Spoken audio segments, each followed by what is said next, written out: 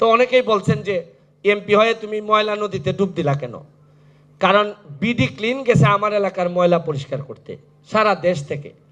তো প্রায় 600-650 ছেলে ময়লা পরিষ্কার করতেছে, কিন্তু গিয়ে দেখি কি আমার এলাকার ছেলেরা কেউ ময়লাতে নামে না, এরা ভিডিও করে। তা আমি চিন্তা করলাম যে সারা দেশ থেকে 650 লোকজন গেছে, গিয়ে বলবে যে ব্যারিস্টার সুমনের এলাকার মানুষ এরম কেন? তখন চিন্তা করলাম যে এমপি নিজে যদি এই আগুনে ঝাঁপ দেয় অথবা ময়লায় ঝাঁপ দেয়, তাইলে এই বদনামটা মনে হয় আর থাকবে না।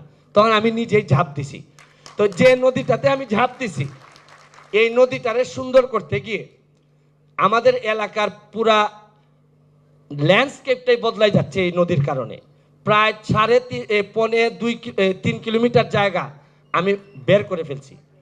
এখন বিউটিফিকেশনের জন্য মাননীয় মন্ত্রী ছাড়া আমার আর কোনো উপায় নাই। আমি আপনাদের মাধ্যমে